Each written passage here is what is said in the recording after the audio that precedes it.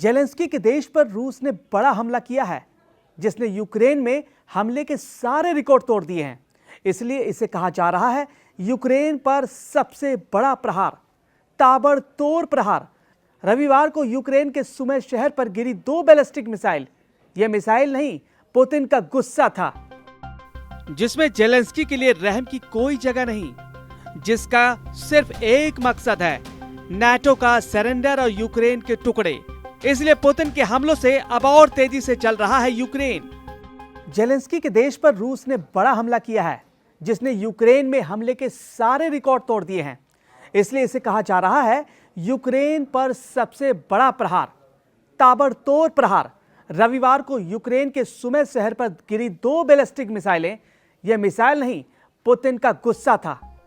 Zelensky बार बार इस हमले का वीडियो देख रहे हैं। यूक्रेन को दहलाने वाली ये तस्वीरें खूनी रविवार कही जा रही है। यह हमला इसलिए बहुत ज्यादा खतरनाक है क्योंकि ये रूस की बैलिस्टिक मिसाइल ईस्टर से पहले पाम संडे पर लॉन्च की गई। पाम संडे ईस्टर से पहले आने वाले रविवार को मनाया जाता है। लोग चर्च में जाते हैं और इस दिन 2 बैलिस्टिक मिसाइल यूक्रेन के सुमी शहर पर गिरी। इस वीडियो में यूक्रेन की तबाही का ऐसा मंजर है जो अब तक हम गाजा और बेरूत में देखते आए हैं। यूक्रेन के लिए इसे खूनी रविवार तक कहा जा रहा है। यूक्रेन के उत्तर पूर्व में खार्किव के पास सुमी शहर पर रूस की 2 बैलिस्टिक मिसाइल गिरी। इस हमले का वीडियो बहुत डराने वाला है। खूनी रविवार को हुए इस हमले में 30 से ज्यादा लोगों की मौत हो गई, 83 से ज्यादा लोग घायल हुए हैं। मरने वालों में कई बच्चे शामिल बताए जा रहे हैं। इसकी वजह कुर्स्क में मिली जीत भी है, जहां पुतिन के कमांडर कादिरोव ने बड़ी प्लानिंग के साथ उस खतरनाक मिशन को अंजाम दिया है। कुर्स्क में युद्ध के दौरान जब पुतिन के बड़े बड़े जनरल जूझते हुए नजर आए, तब कादिरोव ने कमान संभाली और पुतिन को जीत का वो तोहफा दिया जिसका पुतिन को 6 महीने से इंतजार था। अब 2025 में पुतिन ज्यादा पावरफुल नजर आ रहे हैं। उनकी सेना का जोश बढ़ा हुआ है और पुतिन के कमांडर भी अब ज्यादा ताकत से यूक्रेन पर हमला कर रहे हैं। पुतिन ने मार्च के बाद अप्रैल में भी यूक्रेन पर हमले तेज कर दिए हैं। पुतिन अब कोई रियायत नहीं देना चाहते। अब तक यूक्रेन और रूस के बीच सीज फायर की कोशिश पूरी तरह से फेल हो चुकी है। इस तरह के हमले बताए जा रहे हैं कि पुतिन अब पीछे हटने वाले नहीं, वो जेलेंस्की को सख्त से सख्त सजा देना चाहते हैं। पुतिन की सेना अब यूक्रेन पर बहुत ज्यादा हमलावर है।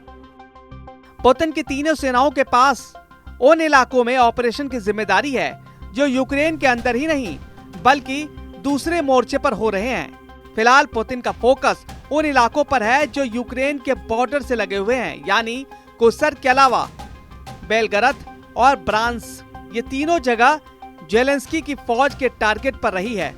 यूक्रेन की ड्रोन फोर्स यहाँ पर एक्टिव है और वो मौका मिलते ही रूस की सेना पर हमला कर रही है।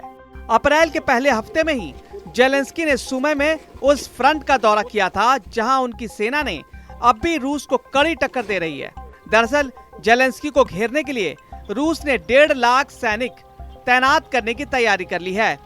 ये सब यूक्रेन के सूत्रों से पता चली है। इसमें 15 इन्फेंट्री डिवीजन है। एक डिवीजन में 10,000 सैनिक होते हैं। अगर ऐसा हो रहा है तो साफ है कि पुतिन सीज फायर नहीं, अब यूक्रेन पर डबल फायर करना चाहते हैं। पुतिन पहले ही बता चुके हैं कि उनकी लड़ाई यूक्रेन से ज्यादा नाटो की सेना से है, जो इस वक्त जेलेंस्की के युद्ध को तेज करने के लिए यूक्रेन में मौजूद है।